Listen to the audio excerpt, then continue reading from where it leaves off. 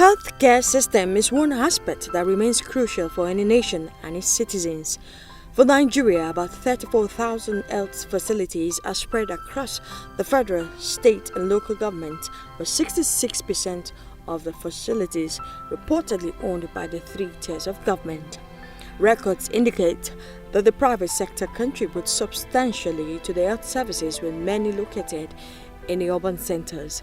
However, these tiers of secondary, tertiary and primary health care in the health sector is actually begging for attention, with challenges that undermine its functionality. The current health sector landscape is inundated with issues that range from obsolete medical facilities, low medical personnel, lack of funding, inadequate infrastructure, amongst others. Significantly, this is worsened by attitude of Nigerians towards living a healthy lifestyle, brain drain, and health care financing. Nigeria's lip service to the health sector over the years is worrisome. This was further exposed during the COVID-19 pandemic. Although experts agree the 2023 budgetary allocation of 1.17 trillion naira for the health sector is still grossly inadequate for the over 200 million people, they applaud the 5.75% increase from 4.7% in 2022. Today on the program, we beam our searchlight on the man who is at the center of the healthcare system in Nigeria. Welcome to Dr. Osagie Emmanuel Ehanire was born on 4th November 1946 in Oredo local government area of Edo State. He started his secondary education in Oyo State, where he attended Government College Ibadan and graduated with excellent grades at his higher school certificate examination. He further attended the Ludwig Maximilian University of Munich in Germany to study medicine and got certified as a physician. By 1976, Dr. Osagie Ehanire backed his postgraduate diploma in anesthesiology and certificate in general surgery, as well as orthopedic trauma surgery at the Medical Board of North Rhine-Westphalia in Germany. In 1984, Osagie Ehanire became a fellow of West African College of Surgeons, holding various positions in many establishments, both home and abroad. In 1982, he returned to Nigeria and joined the University of Benin Teaching Hospital to work as senior registrar in the Department of Surgery, where he held the position for 2 years between 1982 to 1984. He also became a fellow of the West African College of Surgeons in the same year, and between 1985 and 1990, Osagie Emmanuel Ehanire worked as a divisional consultant surgeon at Shell Petroleum Development Company Hospital. Apart from being a medical doctor, Osagie Emmanuel Ehanire is also a good writer. He co-authored the orthopedic book, The Severely Injured Limb. Appointed Minister of Health in 2019 by President Muhammadu Buhari, Dr. Osagie has served with the present government and as an active member of the APC. Reading your profile, you went to schools abroad and all that, but what was the major influence for you to delve into the field of medicine? Well, I think the first influence most people get is parental influence, and it's either your father or your mother who puts the idea in your head when they ask you what you want to be, and you will generally answer according to what your fantasy is. And of course, in my youth, I must have at some point said I want to be a doctor. But of course, when you again see a pilot, you want to be a pilot. If you get to see a lawyer, you want to be. But I stuck with wanting to be a doctor. Okay, in your various capacity, how have you been able to push for the advancement of medical profession in Nigeria? I know you've not been in within the administration for a long time, but in your capacity, how have you been able to push the medical profession? How have you been able to strengthen the healthcare system in Nigeria and basically universal health coverage? Well, I think the first thing we must bear in mind is that every kind of profession is growing. It's not static. And every administration is also growing. So if you look at the developed countries, the health systems you will see today are not what they had 10, 20, 30 years ago. And also the training they have today is not what they had long before. So here, the main thing is to be ready for change and to be ready to learn from as many sources as possible. It is not good to be stuck with one process or with one method and think that you have the gold standard and therefore nothing should change in it. That will leave you behind.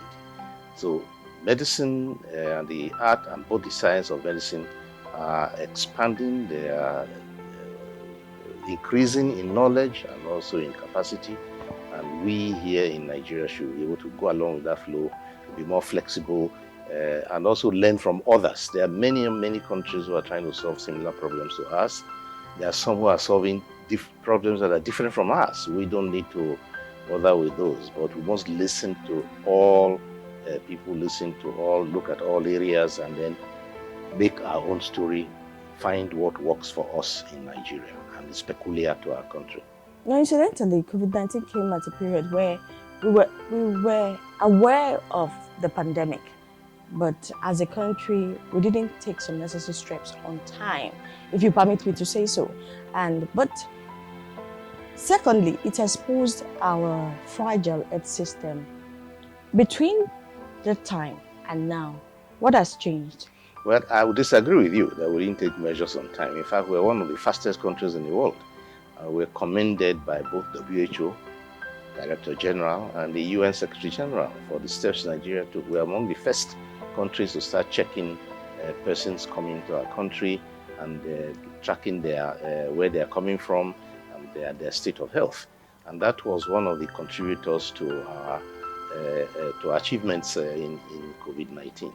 So the fallout from that is a huge opportunity to have developed our public health system. Public health system has improved, has increased. We have now isolation center in every tertiary hospital. We have ICU in every state. We have a molecular laboratory in every state. Now, in fact, over 100 molecular laboratories. If you look at the number we started out with, we also have oxygen plants all over the country. We started with about 30 oxygen plants. Some of them were not even functioning. Now we have over 120 oxygen plants. There will be in every senatorial zone at least one oxygen plant. So we are very well endowed compared to what we were before where we started, not to mention all the training that has gone with it and all the other opportunities to expand the health sector, especially the primary health care, in order to reach more people. Because if you have a country where only 50% can access health, then no matter how well that health is, it's not good enough because you are not reaching the majority of your people.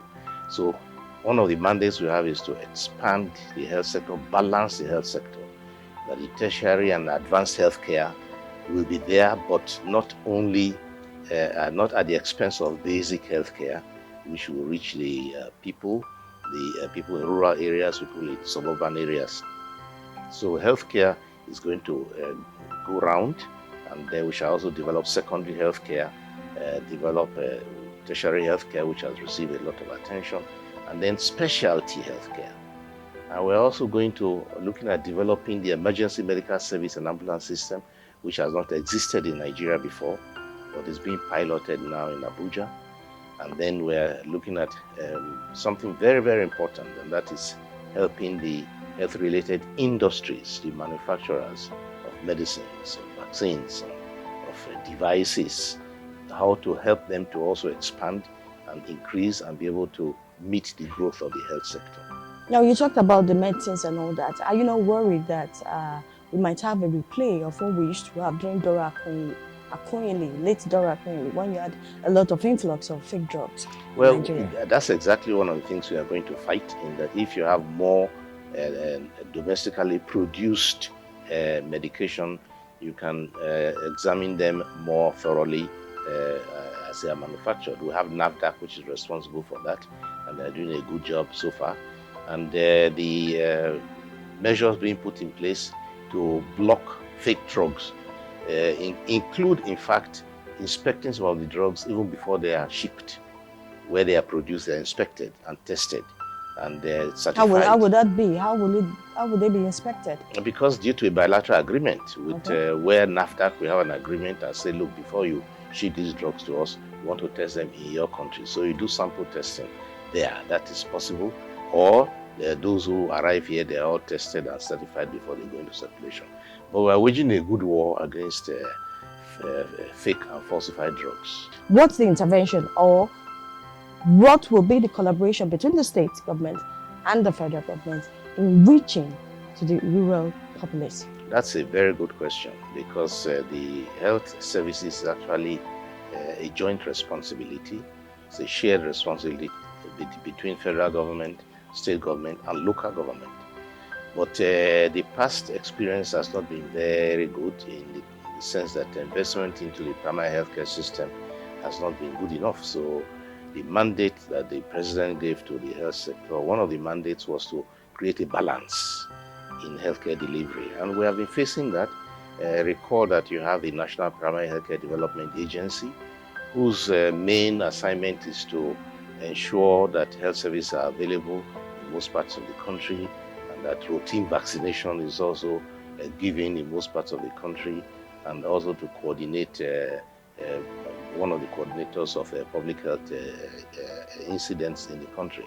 So we are looking at one functional primary health care center per ward, at least one.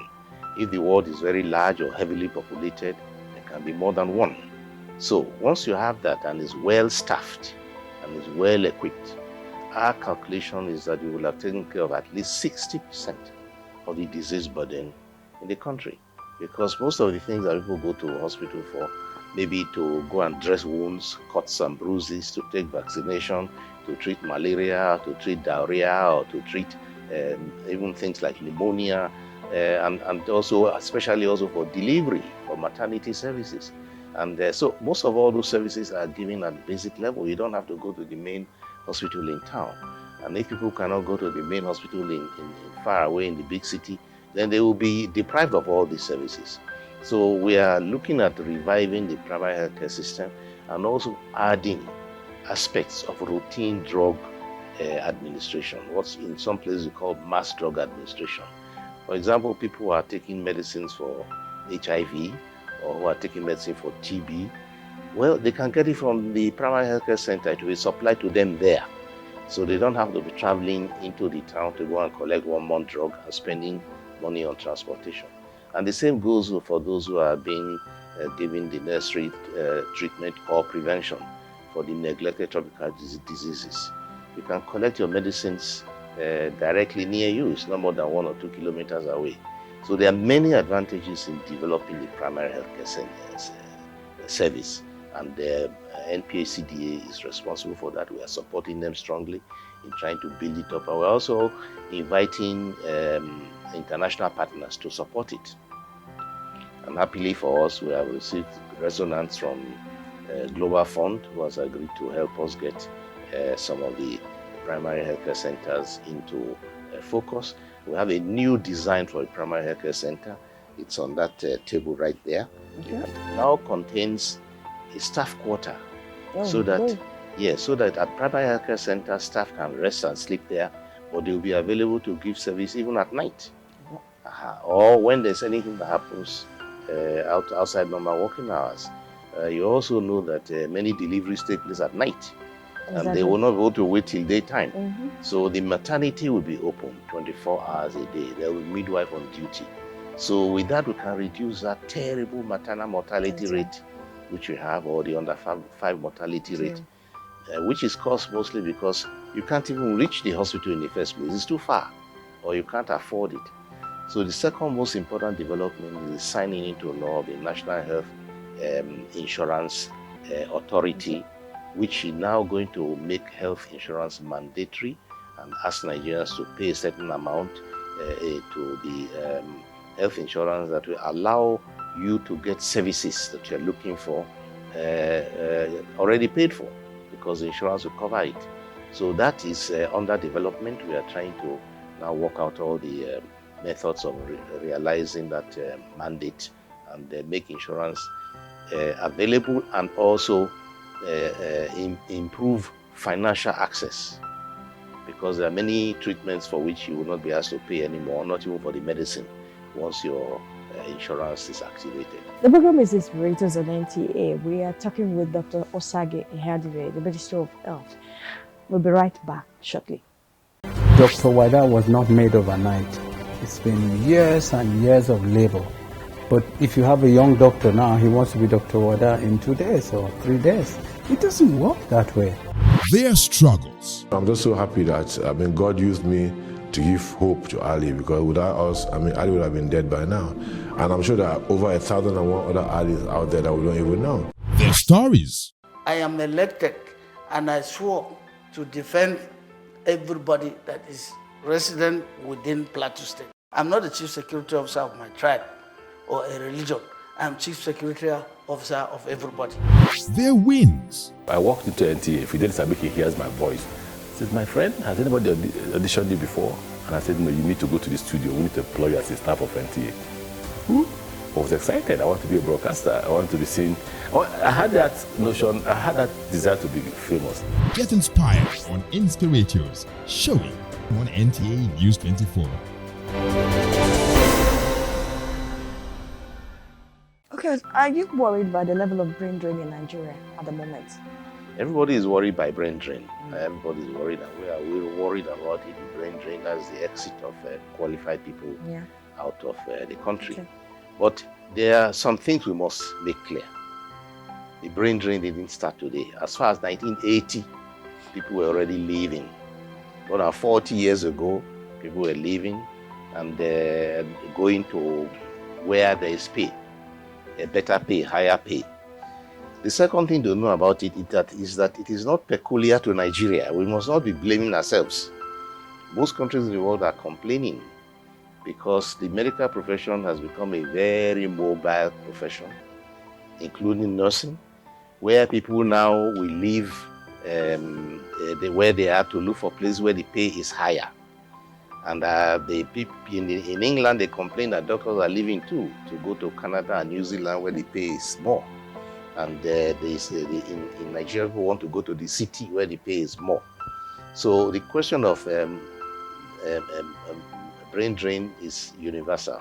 Now, what are we doing about it? Well, there are a few things we are doing. One is to try and improve the condition of service for doctors, nurses, and health workers in general.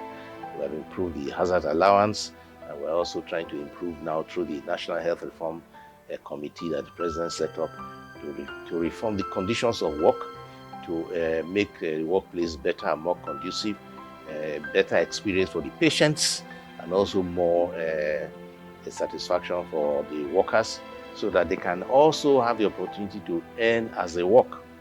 Because being able to earn as you work, and there are many of them who are very, very hardworking, they come in time and they see many, many patients, and then they must be remunerated in accordance with the work they are, with their own input.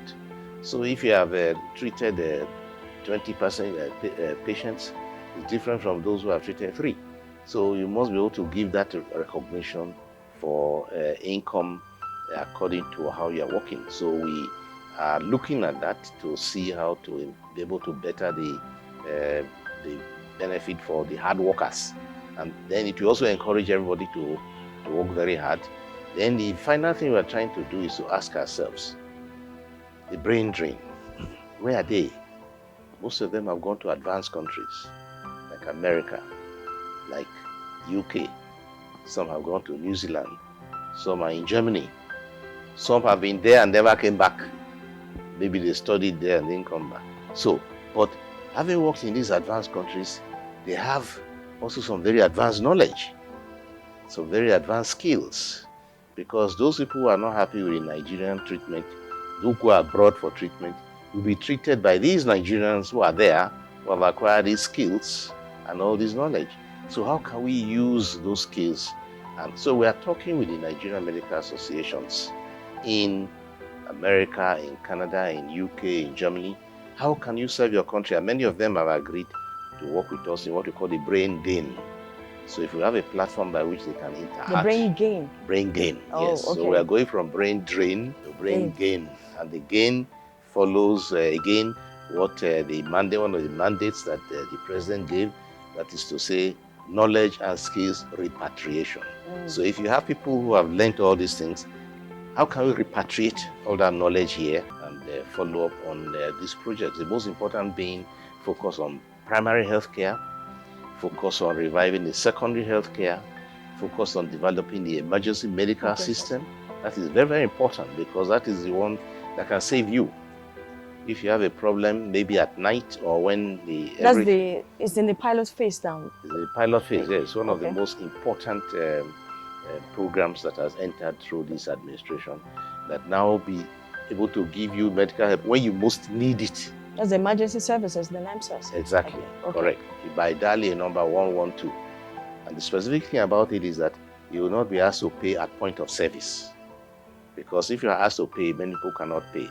So the NAMSAS is very good for accidents, for those who are in labor and cannot deliver, for people who had a stroke, for example, and they need help urgently, for maybe children having convulsion in the night, there are many cases. So we have adequate medical personnel on ground for this service. Yes, and what is special about it is that it's a joint venture with the private sector. Okay. So because government hospital is not everywhere, so we select the private sector hospitals who work with us, who also work with us with their ambulances. So you can give services, and they are accredited, and they have a number, and then they can give service everywhere. So we are working on the software that allows you to monitor the entire spectrum of service delivery. So those are the things that are under development. It's a big project, but it's critical because that is what you see. Because for normal healthcare, you choose when you want to go to see a doctor.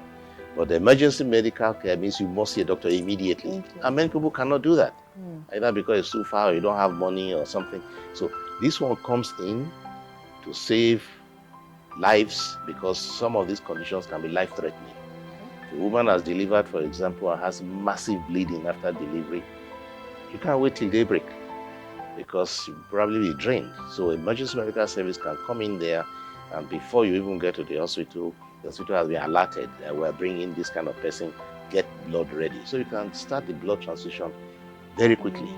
So that is the benefit of this emergency system which has started. The aim is to save lives, and after that, the family or the insurance can take over. When it comes to, you've been on seat, and in a couple of months, you might be out of this, you will exit this office. What would be your high points? What were the major points for you? What were the low points for you? What would you be remembered for? Well, first of all, I think it's the President of the Republic who is the main responsible person for all the sectors in the country, because he stood election and gave his promise to citizens. We assist and implement the promises he made on his behalf, and also for the people. But the thing is that the gaps that you find, for example, we're just speaking about emergency medical service, is a gap that has been there all along. In some states, they try to implement it this way or that way, and there are even some private organizations who try to offer such a service because they know it's necessary. But this is the first time it's being done on a sustained and on an official scale with a dedicated number 112, which allows access the same everywhere in the country, and it's organized in a way that we also assure that there will be no payment at point of care. Now, in other places, they have more complicated mechanisms. They ask you to pay them money, and if you don't pay well, we don't know what they actually do. But in this case, know straight away that you will not be asked to pay until after. You will be asked to pay, but somebody will pay for you, and if you can't pay, your insurance will take it up from there. So that is a very important part. Then the second part of what is very important here is the development of primary health care. Now, Nigeria has one of the worst indices when it comes to maternal mortality, 512 per 100,000. That's among the highest in the world.